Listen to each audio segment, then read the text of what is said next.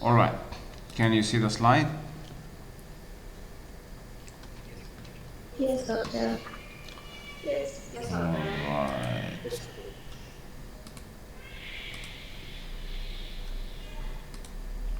Okay. Can you still see the slides if I open this window, small window? Wait. Yes. All right. So that I can also see you and interact with you. Strategies for lexical comprehension and expansion. Lexical has to do with words and meaning. So a lexicographer, for example, is a dictionary writer, someone who writes, or someone who, defines words in a dictionary. That's a lexicographer. And lexicography is the study or the art of making dictionaries. So lexical has to do with words. Strategies for lexical comprehension and also expansion. How to expand your vocabulary, your lexical resource. Lexical resource. The first of these two strategies is context clues and contextual analysis. Next week we're going to look at another strategy.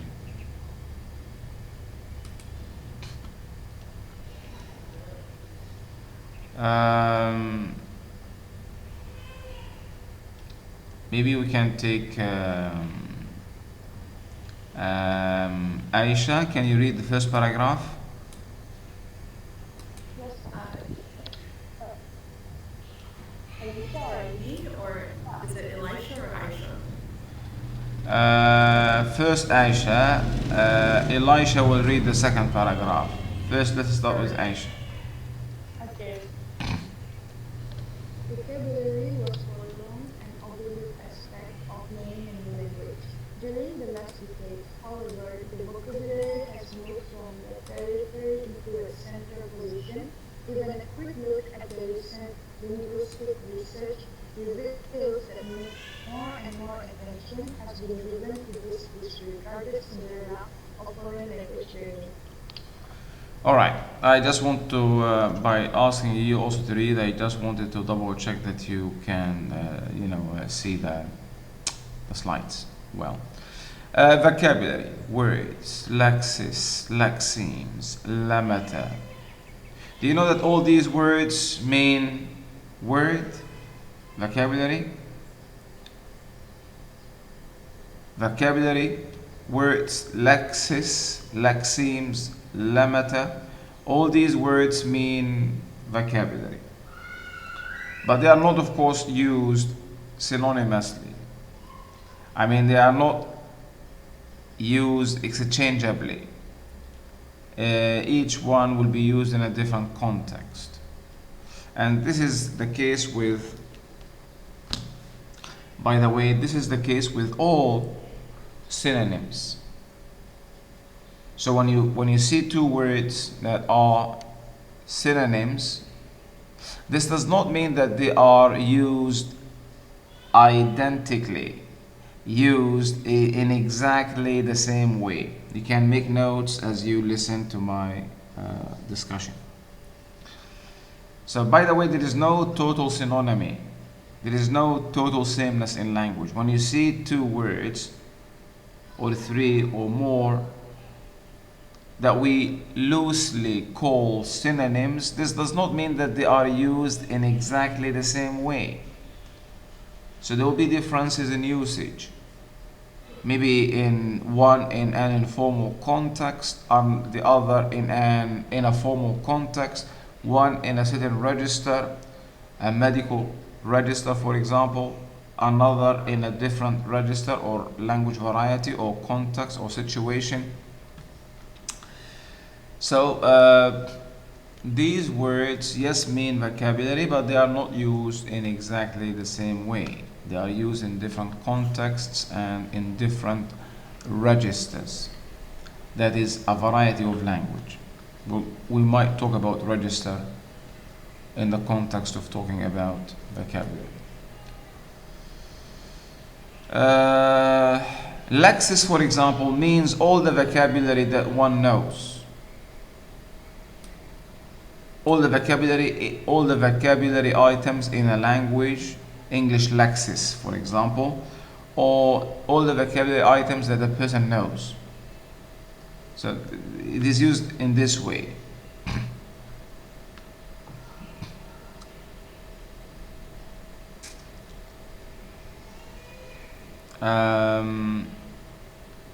Okay, this is not the right time to explain the difference between these words, but just the point is that they are synonyms, but they are not used identically, the same. Okay, vocabulary was for long and overlooked aspect of learning a new language. So, fortunately, this has changed now. During the last decades, however, the vocabulary has moved from the periphery into a central position. Even a quick look at the recent linguistic research reveals that more and more attention has been given to this disregarded Cinderella of foreign language learning. So in the past, vocabulary was not given the importance it deserves when teaching language. But this has changed. Now we see vocabulary as being crucial to language development, language acquisition, and communicative competence. Communicative competence, CC. We find this attention truly well deserved, as we are confident that vocabulary, including not just words, but also their meaning, part of speech, orthography, pronunciation, collocation, context, and conjugation. We are confident that vocabulary, including not just words, but also their meaning, the part of speech, the spelling, the pronunciation, word partners, context, register. Maybe we can add the word register here, context, register, and conjugation is in the very essence of the process of learning a new language. So vocabulary is not something marginal. It is essential. Vocabulary then occupies a central place in the way people learn a language. Learning words and their meanings and how they are used is the key to learning a language. Notice this, guys. Is the key. Not even a key. It is the key. The key. Not a key. To learning a language. Not just an annoying or irrelevant side activity. Learning to understand a large number of words that goes far beyond the 2,000 stock of core vocabulary is traditionally thought to be all that was needed for learners to get by, is a key part of becoming a fluent speaker of a language. So in the past, all was thought to be needed was to learn a stock of 2,000 words. About 2,000 words is, here, there, make, go, drink. About 2,000 words, and the belief was that if you learn these 2,000 words, then you will be able to communicate effectively. But that's not true. Yes, with the stock of 2,000 words, you will be able to get by. You will be able to get by. I mean, excuse me, go hospital, restaurant. You will be able to get by, but you won't be able to communicate effectively, to navigate the social environment, to express your thoughts clearly and convincingly. For that, you need much more. You need to go beyond, the stock of 2,000 words thought to be all that was needed to be able to communicate or to learn a foreign language.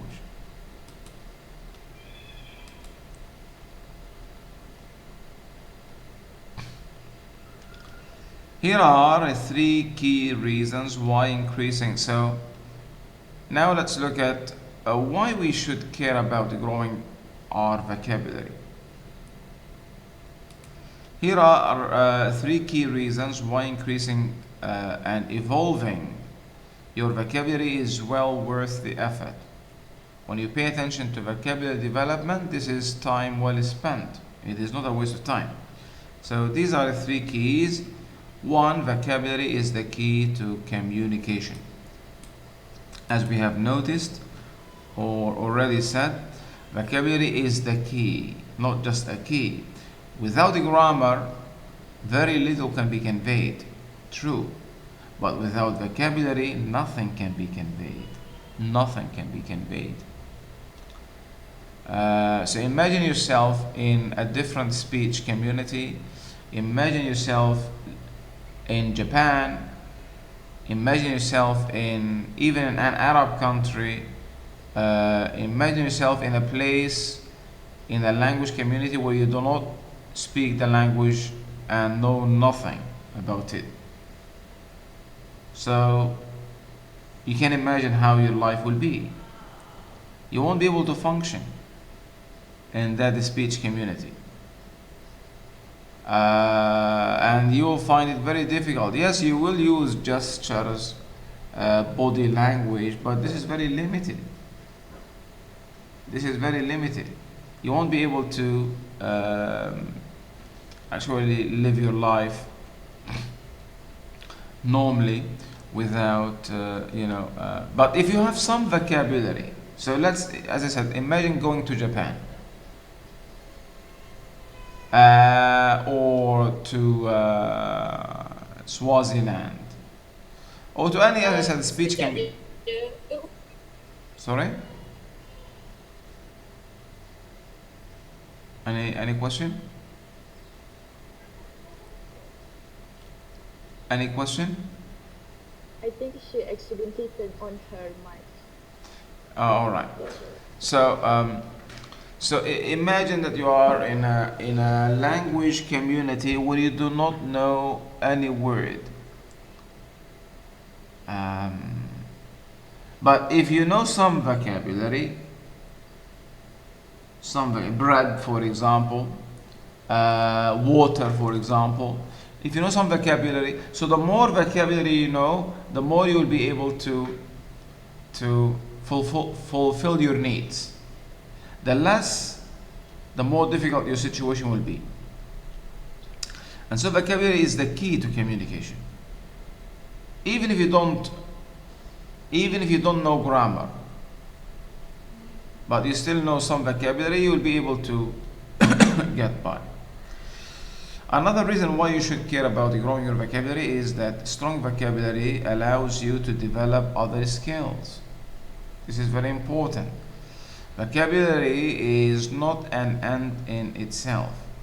A rich vocabulary makes the skills of listening, speaking, reading, and writing easier to perform.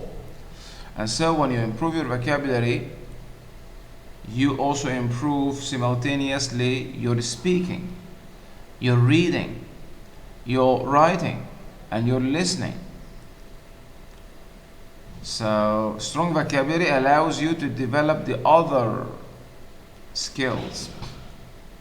It will reflect on your ability to listen, your ability to write, your ability to read, and so to speak. So vocabulary is not just an end in itself. No, it will actually develop your communicative competence, your language proficiency. It will reflect on your ability in the other skills, the 4 skills. Another reason why you should care about vocabulary development is that the more words you know, the more you will learn. What does this mean? Improving your vocabulary means improving your capacity to learn more. Your hard work will pay off later in the form of more efficient and effortless vocabulary learning. That is, when you learn more vocabulary now, this will help you learn other vocabulary items subconsciously without conscious effort. If you pay now attention to vocabulary consciously, as your vocabulary grows, this will help you actually acquire and pick up other words without paying attention to them consciously.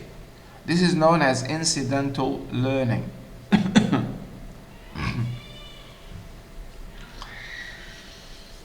So, more vocabulary means that you will learn without effort more words, incidentally, without paying attention or conscious attention. So, imagine if you are reading, for example, a page,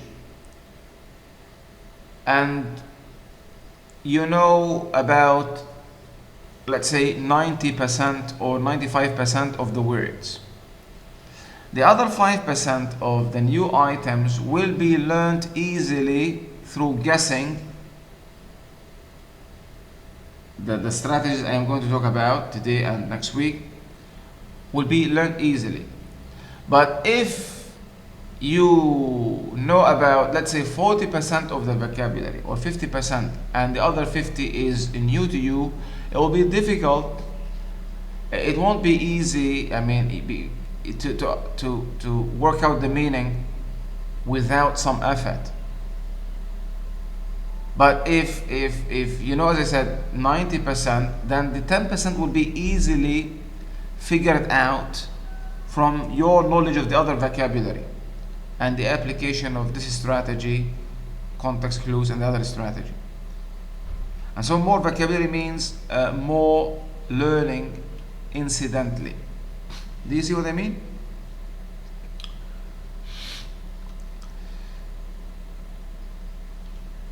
So vocabulary is key to communication, key to incidental learning. Incidental, that is without paying attention, without effort, without study. Just you will pick it up.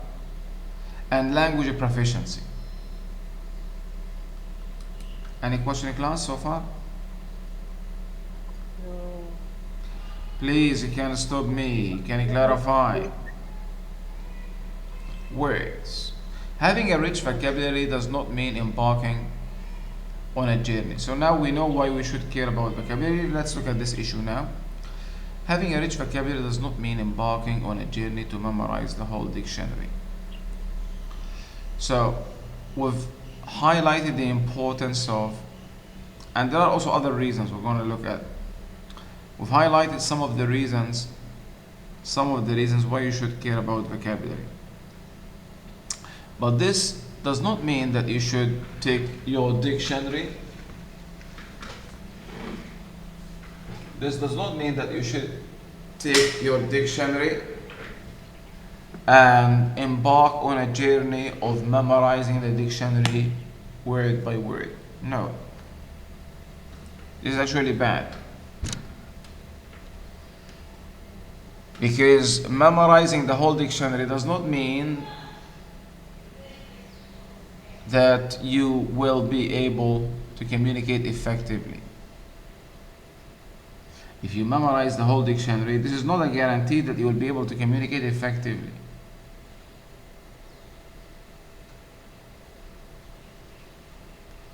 Have you heard of this French language teacher, François Gouin? François Gouin, about more than 100 years ago. François Gouin, a French language teacher, He wanted one day to go to Germany, and so he wanted to learn German before he goes to Germany so that he can communicate with Germans. So he bought a German dictionary. He bought a German dictionary and started memorizing the dictionary. And he even memorized the 248 irregular German verbs, like the irregular verbs in English. Eat, ate, eaten.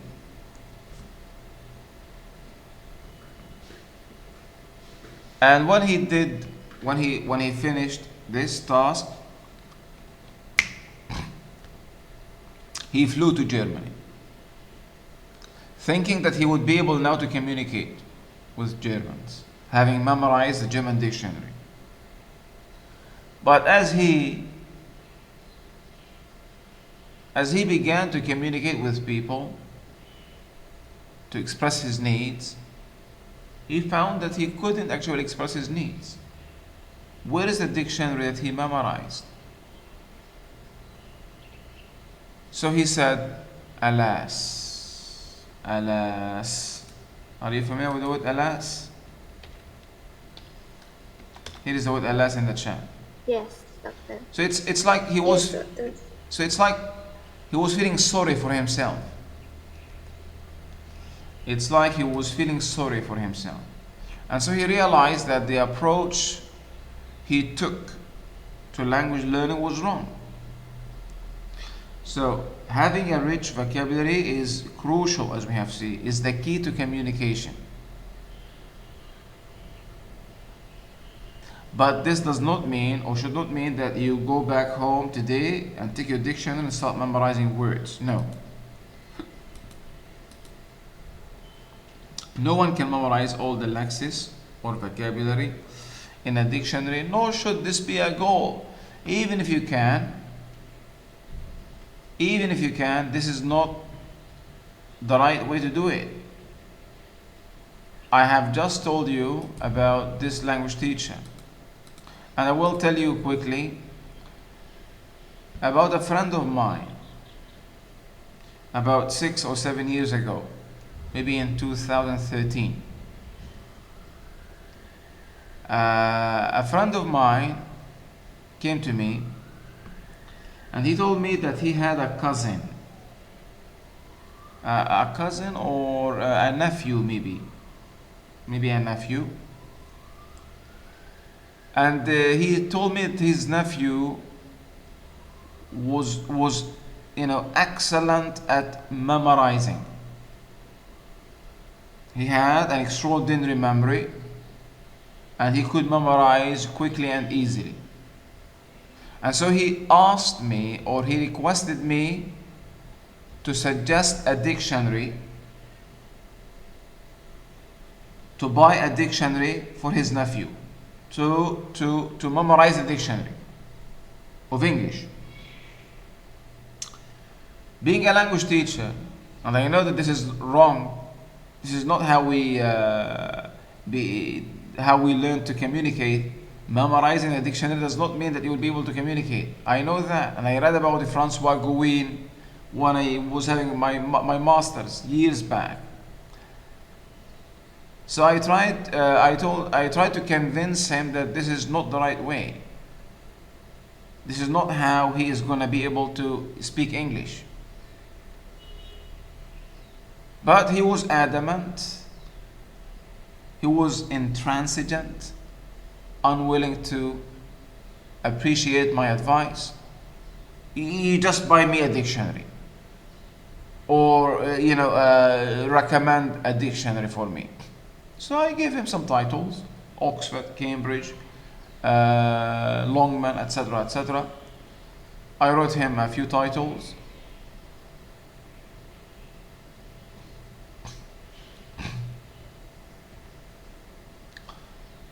And a year later, I happened to see him accidentally.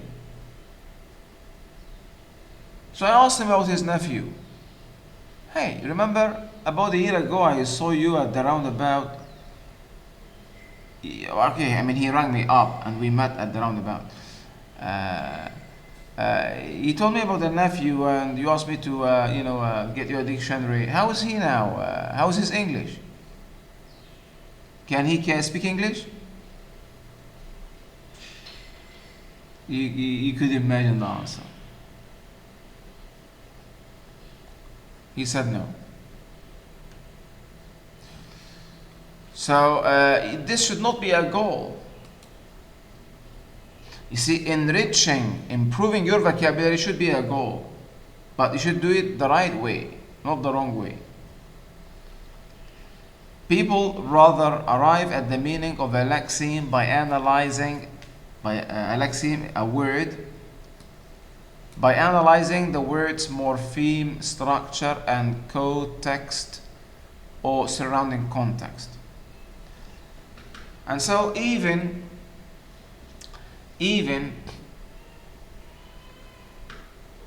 I mean, reality is that no one can memorize the dictionary, even if there are a few cases, exceptional cases, like this boy, my friend's nephew, or Francois Gouin, the French language teacher. If there are, but reality is that the fact that this would also be useless, in reality, no one can memorize all the lexis, all the vocabulary. And even if you memorize the whole dictionary, words are being lexicalized or added to the dictionary almost every day. New words are being added. If you buy a dictionary today, and a year later you buy another, the new edition of the dictionary,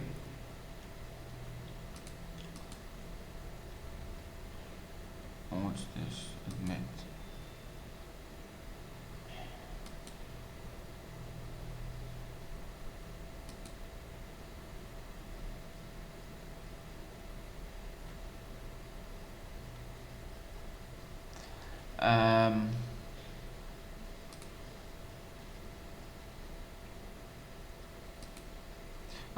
So I was saying that if you buy a dictionary today and you buy another edition later, a year later, you will find that there are new words in the dictionary.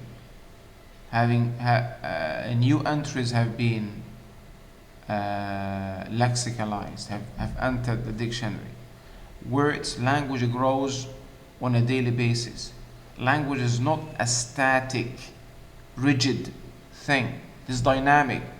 Language is evolving to meet human needs. Language is central to humanity, is central to people, to our existence and coexistence. And so language continuously keeps evolving to meet the ongoing human needs, to accommodate the human needs. And so it is not the right approach. It is not something to be aimed at. But what people do is that people try to arrive at the meaning of a word, an unfamiliar word or a new word, by either analyzing the word's morpheme structure, that is, the small parts that make up the word. As I told you, unhappiness is made up of 3 parts: happy, and ness, and un. This is going to be discussed next week. Or they can arrive at the meaning from the context, the co-text. Text, co means like around, surrounding context, the co-text or the context, surrounding context. Or they can use both strategies, whichever works, whichever that may work in a given context. So this is what is important. Memorizing a dictionary is not important, but what is important is having or developing the ability or the skill to figure out the meaning of an unfamiliar word when you come across it, when you encounter it. This is what is important, because as I said, even if you memorize the dictionary, new words will enter the language. New words will enter the language. And so it is not how many words that is important. How many words do you know that is important? What is important is having the ability to work out the meaning of a word, a new word, or an unfamiliar word when you encounter it. This is what is important, or more important, and this is what native speakers do. Unconsciously usually, or subconsciously, without much consciousness. You can work out the meaning from these, using one of these or both of these strategies. Are we clear on this? Through this week and the next, language enthusiasts and logophiles, you don't know the word logophile now. You don't know what the word logophile is. Does anyone know what logophile is? No one knows. But if you read, sorry? Someone who likes words, who is interested in the meaning of words or something. So a logophile is a word lover. How did you know the meaning? From the context. Because we know that when we have a word and then or, most likely what is going to come after or is a definition or a synonym of what came before. So that's a context clue. So we know that logophiles are word lovers from the context. And so it is not how many words you know that matters. It's the ability to work out the meaning of a new word when you see it that matters.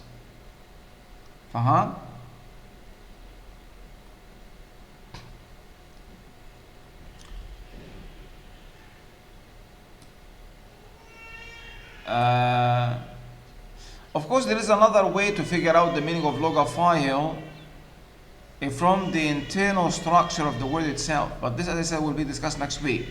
I mean, quickly here, logophile, in terms of its internal organization, the word logophile is made up of three parts. We can recognize logo and file and s. Logo comes from the Greek root, the Greek word logos, meaning word or reason. And file comes from the Greek word philos, meaning love. For example, philosophy, love of wisdom. Philos, love. And the s, the plural s, we know that s has a meaning, a grammatical morpheme. So if you are familiar with when you learn more words, you will know that, because you will see logo and philos, file in other words. As I said, philosophy.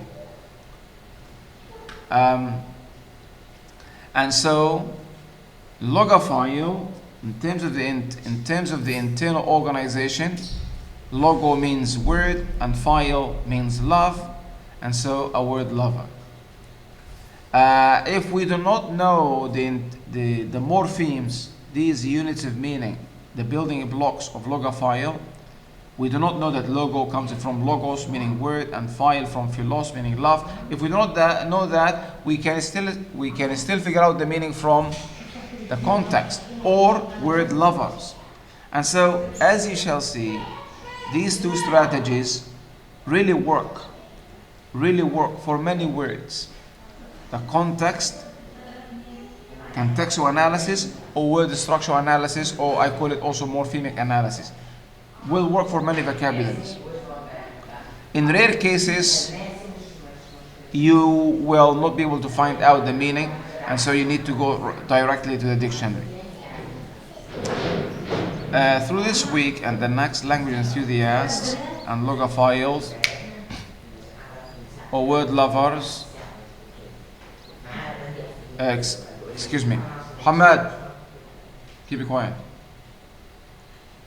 And logophiles or word lovers, and anyone who has puzzled over anti-disestablishmentarianism or struggle with hazmat will have a better understanding of the language of the world around them. So if you don't know now what anti-disestablishmentarianism or hazmat or orthorexia or axoricide or superfragilistic expialidocious, or you will by the end of this class and the next, you will have a better understanding of the language of English, and you will have a better ability to work out the meaning of unfamiliar words.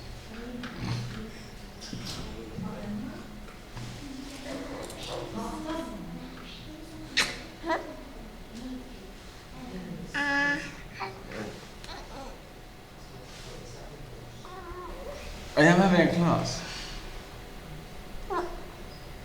Okay. I'm not asking you to go away.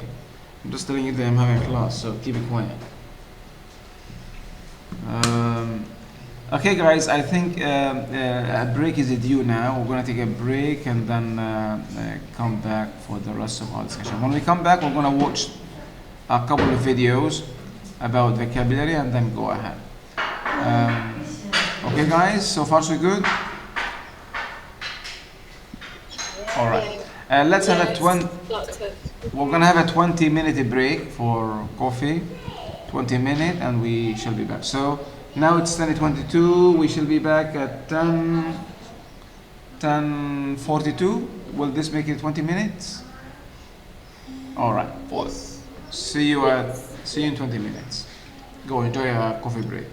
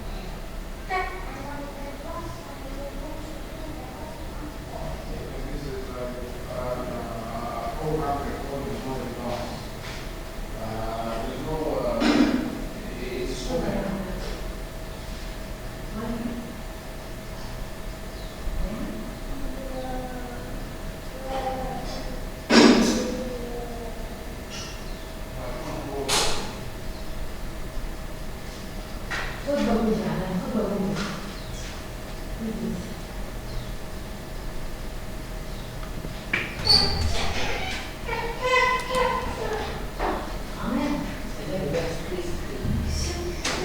apa sih?